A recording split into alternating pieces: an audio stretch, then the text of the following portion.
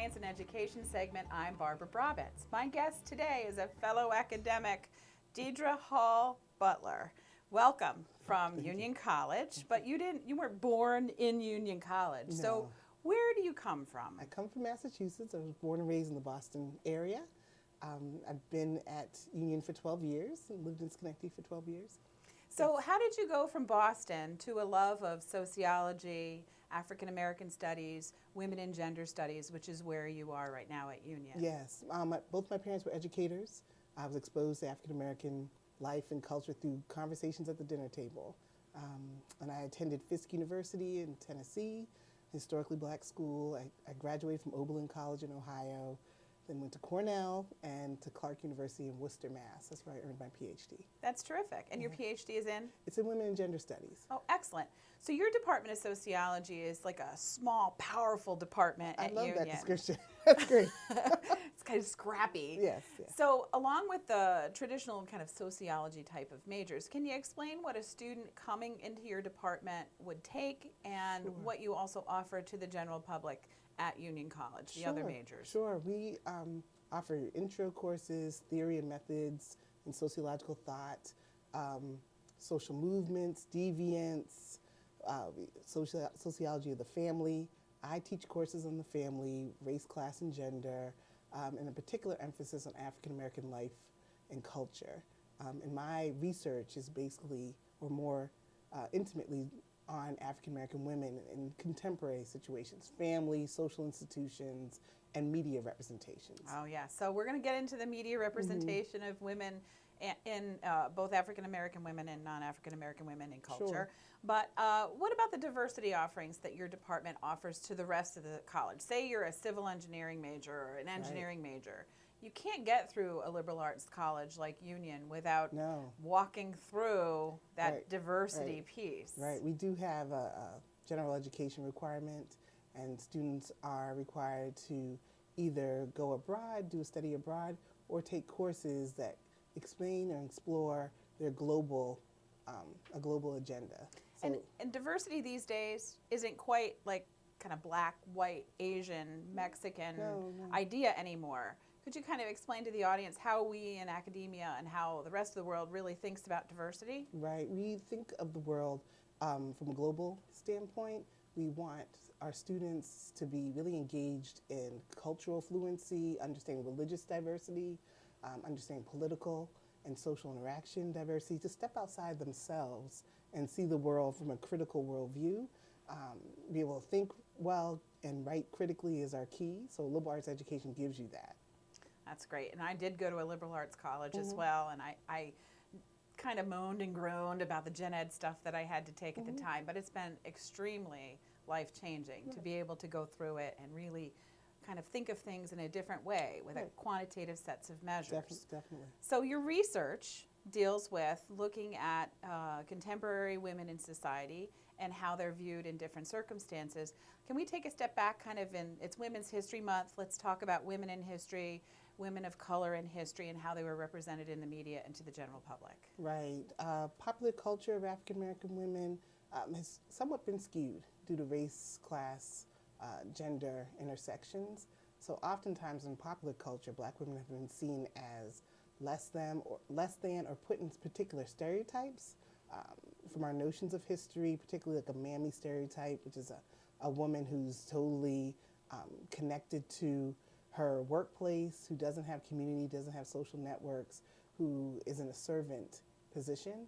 And we've seen that legacy of a stereotype played out in popular culture and in some of our marketing consumer products, like our Aunt Jemima products and Pine Sol commercials and even on TV. And so there's been kind of a dichotomy of showing images of and the reality of women, of black women in particular, or women of color in general. And there's also been these stereotypes. So we seem to have a race between the reality, the day-to-day life of what's going on with black women and the images that don't really show the full spectrum of the struggles or triumphs that women have done. Sure. Or accomplished. And if you think of literature, books from the past and their portrayal of black women.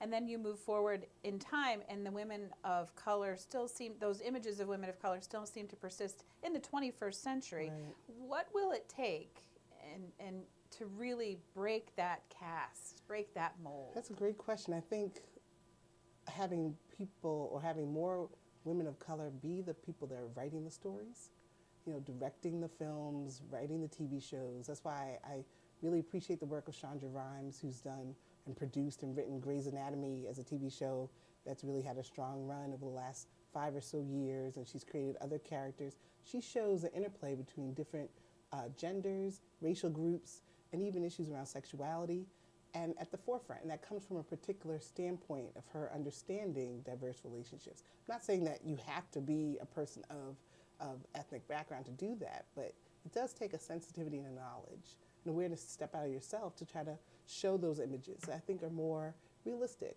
of what's going on today. I think also one of the issues that we see is that it isn't as big a deal when it's portrayed on television the way it has been in the past. Grey's Anatomy is seen for kind of McDreamy and the love interests and the stories and kind of the beauty of the people who are on the show and their interactions and their gossip. But it's not like a true social statement while it's going on. Right. It happens, and the social statement is that it happens without fanfare in some sense. Well, it's interesting. I think we get a lot of our popular culture or just knowledge of history through popular culture. Sad but true. And it's not accurate by any means, but at least it gets people talking and maybe thinking about history in a more concrete way. I remember as a child when Roots came out as a documentary or as a TV miniseries, it was the most viewed by white and black households. And it really got people talking about heritage, family legacy, and the importance of family. And so maybe the story of Alex Haley, he maybe embellished a little bit, but it got us talking. So popular culture has a role in informing us and maybe helping us to step and think about our own backgrounds, our own stories. So true. So let's talk about some of the contemporary images of women of color that are out there in television outside of Grey's Anatomy. And when I say on television, I don't necessarily mean fictional television. We have role models in front of us right now that really are Women's History Month in the making, right? Yes. I mean, they're not historical in that sense yet, that they're not dead and buried, but they're really making history today. Right. Our Hillary Clintons, our Michelle Obamas, our day-to-day activists, our president of RPI, her name escapes me right now. Shirley Ann Jackson. Yes, yeah. That's someone who is making change right now. And I even think of Ellen DeGeneres with her cutesy talk show. Yes. She just portrays a talk show host who happens to be compassionate, is openly gay, and is really inclusive of all. And that's groundbreaking. That's groundbreaking to have that understanding of an everyday, basically icon. She's welcoming in her show. And I think that cross understanding, stereotypes are shattered by that. You know, we get to feel like we know someone through this media exchange. So it's not foolproof, but at least it opens a door for us to understand difference. And so in groups other than us that we may not be familiar with. Well, you mentioned Hillary Clinton. Obviously, she was First Lady. She had an enormous role as our department, in the Department of State. But and now she's regrouping before we figure out what her next step is. Right. But one woman I'd love to meet, I'd love to hang with, is Michelle Obama. I think she is super cool. Right. So why do I think that? I think it's because she's articulate.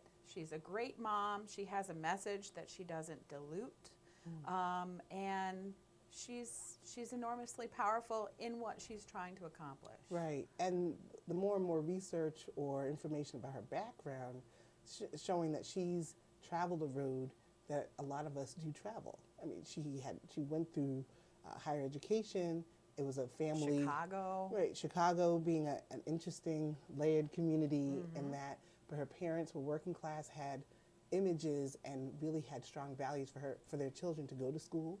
And she stepped through the doors of Princeton, was able to work hard and garner a great sociology degree, and go on to Harvard. You're very proud of that, right? Go on to Harvard Law School, and show support for her partner while also navigating motherhood and a professional career in her own right. And I think a lot of us identify with that. Well, it's interesting. Hillary Clinton obviously did the same, Yes. was the first, and we've seen that she was able to do more with her career after her husband's presidency was over. And I wonder what Michelle Obama will do in the future. I bet that you've thought of that Well, too. I have a little bit. I think diplomat or in her own right, going back into healthcare administration, using her legal background. I think the world will be her oyster in that regard. I doubt after this second term is over, we will not see the end of her.